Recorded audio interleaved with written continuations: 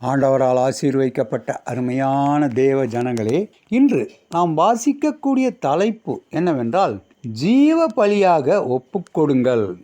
நீ கர்த்தருடைய கையில் அலங்காரமான கிரீடமும் உன் தேவனுடைய கரத்தில் ராஜ முடியுமாய் இருப்பாய். ஏசாயா 62வது அதிகாரம் 3வது வசனம்.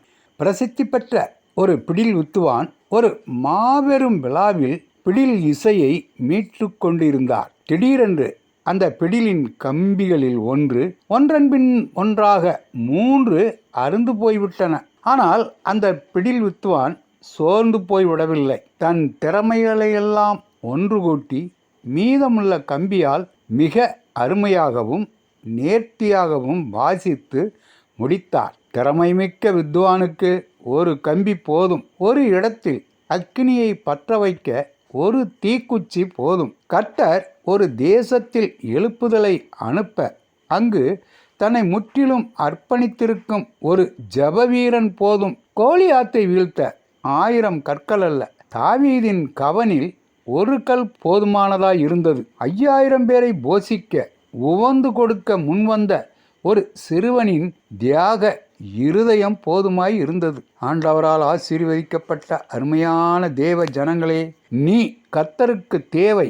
உன் உள்ளத்தையும் கல்வாரி அன்பு நிரப்ப இடம் கொடு. முழு இருதயத்தோடும் கர்த்தரை துதி. உன்னை முற்றிலும் கர்த்தருக்கென்று அர்ப்பணித்து விடு. கர்த்தர் உன் மூலம் பெரிய காரியங்களை செய்ய வேண்டும் என்று எதிர்பார்க்கின்றார். உலகம் உன்னோடு ஒத்துழைக்கும், உலகத்தாரையும் உன்னோடு சேர்த்து கொள்ள வேண்டும் என்று எப்பொழுதும் காத்திராதே. காற்றை கவனிக்கிறவன் விதைக்க மாட்டான். உன் தாளந்துகளை நீ முதலில் கண்டுபிடி. முற்றிலும் கர்த்தருக்கென்று அர்ப்பணித்து விடு. பின்பு தேவன் உன்னை பயன்படுத்தும் விதத்தை பார்த்து மகிழ்ச்சி அடைவாய்.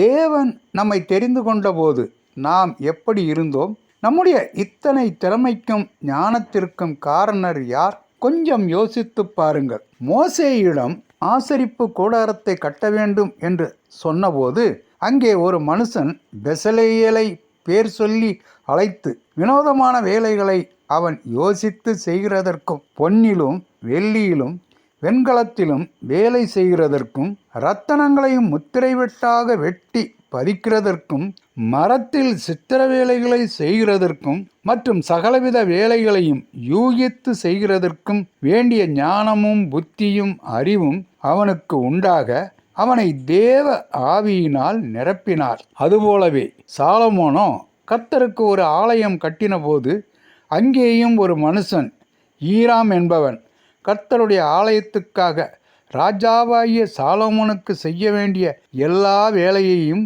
செய்து முடித்தான். கர்த்தரையே நாம் மேன்மை பாராட்ட வேண்டும். எங்களுக்கு இந்த விதமான திறமைகளையும் தாளந்துகளையும் வரங்களையும் தந்து உம்முடைய வேலைகளை செய்து முடிக்க கிருபை தாரும் என்று நாம் நம் தேவனை நோக்கி ஜெபிக்கலாமா?